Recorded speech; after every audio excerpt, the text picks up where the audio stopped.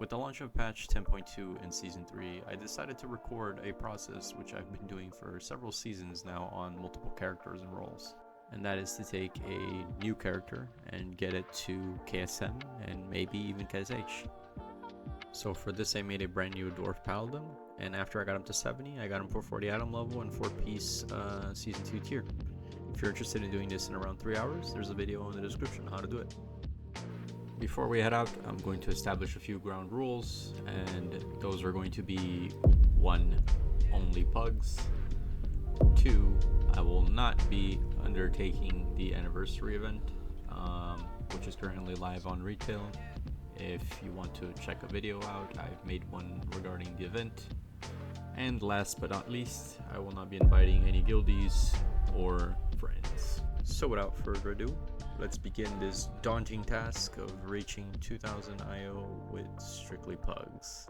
So before we get started, I just feel that it's necessary to mention that this is in no way, shape, or form a best way to do this guide. So I'm sure that there are better ways to do it, but this is just the way I felt more comfortable with. For this, we're going to be using Wowhead's class guide on the Protection Paladin. This is the cookie cutter build for M+. I'll leave the code below so that you can simply import it into your talent sheet. I'm going to mention that there's a bits list for items and gear, obviously. I'm not going to be actively chasing this list because it'll take too long to get them all. That's not to say that it isn't possible. So if that's your thing, feel free to do it. So this is going to be split into 2 weeks. Week 1 is going to be all the way to 1500 IO, maybe a little bit above that. And for week 2, we're going to be trying to reach 2000 IO with all 14 or 15 keys. I'm not going to be doing normal raid the first week. I will be doing it on the second week. For the first week, I'm going to be going into looking for raid to try to snag some tier tokens to help out with progression. Don't see that particularly being easy given that the drop rates were lowered and that there's going to be a million people rolling on these things because Paladin, Priest, and Shaman seem to be very popular classes for Season 3. You guys can thank Blizzard for that one. Warning, high sodium content. Wait. What? Oh, it's a trinket. Let me get that. 100.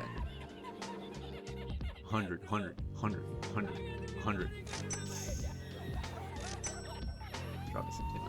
So, tier piece. That's the 100 roll. 100 roll. I can see it. Damn. Come on. Bitch trinket. Let's go. What? Skip. Wait, where's my roll? What? I mean, I could be wrong here, but personal loot definitely felt less painful back in the day. That's just me. Let me know what you guys think. Anyways, saltiness apart, loot's not really important at this point.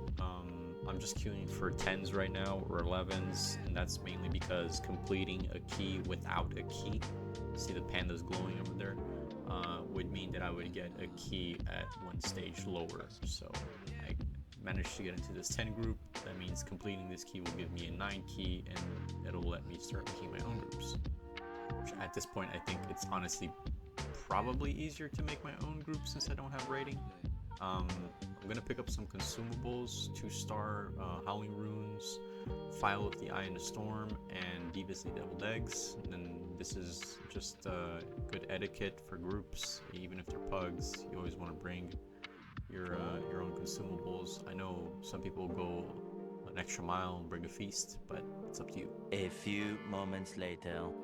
So ended up getting into this 10 black Recold. I'm not particularly fond of this key because I think these first pulls are just disgusting.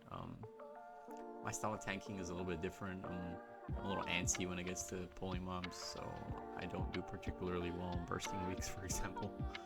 So I ended up getting a little too excited over here.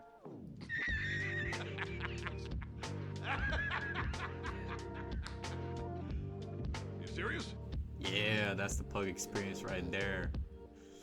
Anyways, I'm not kidding, that really is the pug experience, right? You're gonna get a lot of people that are inexperienced, but I think the main thing is we completed the key, timed it, and I didn't get any loot.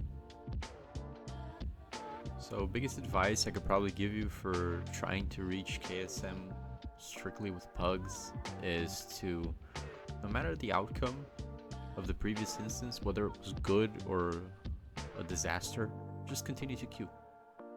Things will get better, you will learn more, you will find better groups, you will find people that are less toxic.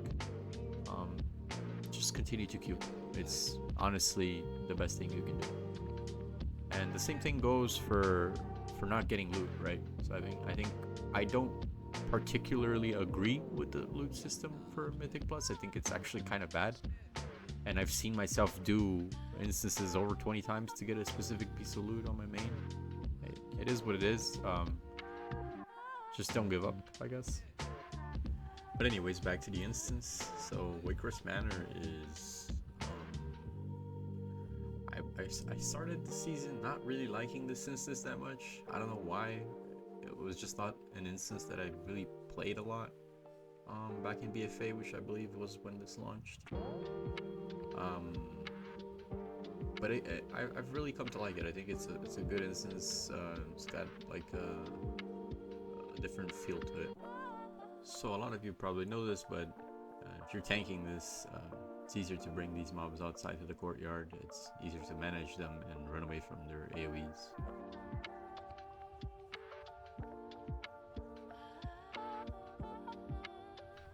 Honestly, I think this was a really, really good run. We had no deaths, and we ended up 3-chesting this instance. Again, no loot, but hey, 273 rating. So Dark Heart Thicket.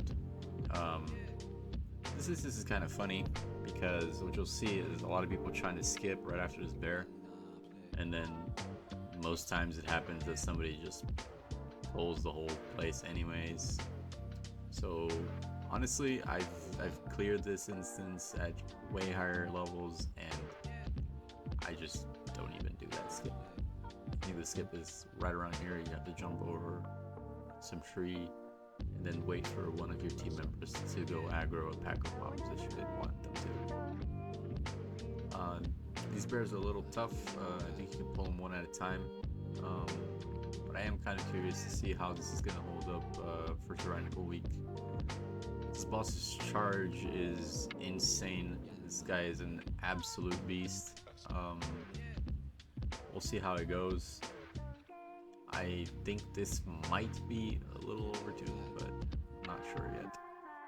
But anyways, I think most of the deaths in this instance tend to happen around that first corridor with the skip and this place right here. So every group that I've been in has had a melee that has died to one of these mushrooms. It's actually insane. You just have to be really aware of these things. Don't try to tank the hit. You're just gonna get absolutely crushed. And the next pack of mobs are 5 mobs that will cast and channel a skill called, I believe it's Tormenting Eye. If they do finish that cast, you're getting feared for like 3 seconds. There's not even a DR on it. It's disgusting. You can literally get feared and feared and feared and feared.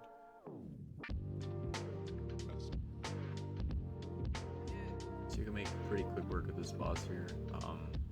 He's actually kind of easy. It does hit a bit harder in higher levels, but here's a pro tip. You can, if you're Paladin, just pop a lot of your defensives while you're in his grip, and that should work out just fine. You can even pop Consecrate, I believe, while you're gripped.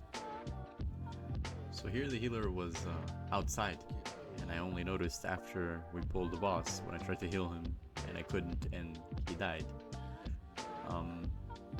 This is a huge mistake, but it's a good example of how versatile Paladin tank is, because even with the healer outside, still managed to pull through killing the boss. It was a group effort, no doubt, but Blessing of Sacrifice, Blessing of Protection, and Party Heals make a huge difference, even if your healer is still alive.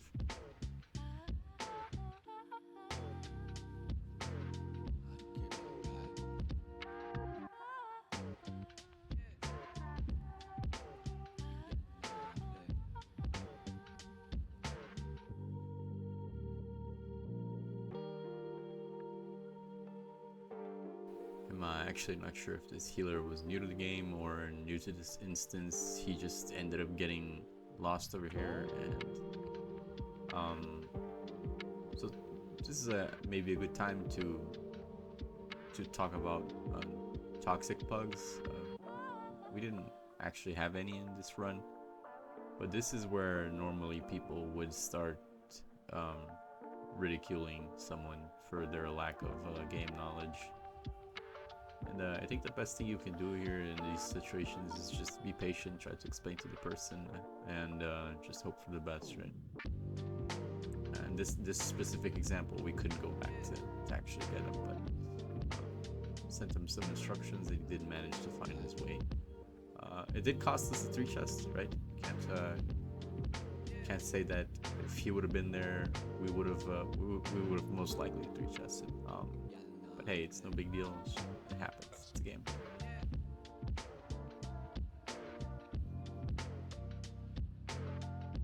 So once again, no loot. Tried to ask I believe it was the DK if he needed the neck, because that happens to be the best neck for Paladin. So I instantly queued up for the plus 14 that I got like a savage.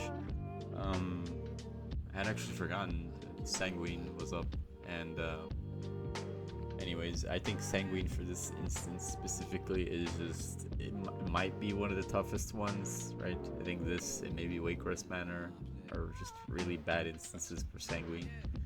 You're generally like dealing with a lot of mobs, and often you have very little space to kite it. So this run was a little bit rougher than I would have liked it to be, but still managed to complete it, which is great because I was able to actually tank a plus 14 at my gear level, so I was actually kind of surprised. It made me think that maybe I should have even started with 14s to begin with. The process would have been a lot shorter if I would have just gotten 114 in for every key. I would have been done. But hey, I guess it's all testing, so rather be safe than sorry. At least I managed to snag a piece of loot. Happens to be Bisp Bracers.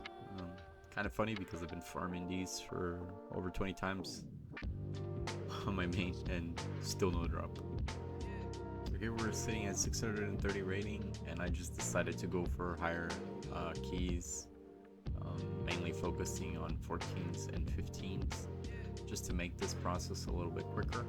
I'm trying to just get the rest of the 4 keys done. It's easier to just do one of each, because that'll give you the largest amount of rating on your rating sheet, and that will make it easier for you to get invited into future groups. And if you have to particularly go back to any other instance to boost the rating a little bit more or fill in a gap for your row of 14s for the week, then you can do that, right? So for some odd reason, I started getting a lot of loot, and I mean a lot of loot. Like this weapon upgrade, 437 to 460, absolutely massive, right? And that kind of just piqued my interest to continue a little bit further. This was actually the 1500 run. I got a good neck out of it, 437 to 460 upgrade, massive, again. And I just continued to push a little bit past 1500, still getting loot. I ended up reaching 1573 rating for the first week. Didn't really put too much effort into it. This was actually very fast compared to previous times that I've done it. But at the end of the day, I decided to push a little bit further, just not knowing what or how tough Tyrannical would be this week. And it was just in order to try to guarantee that I would get 2000 rating within 2 weeks, right? So that's it for now, guys. We're currently in week 2, season 3, and I am recording the rest of this challenge, and I'll get that out to you as soon as I can.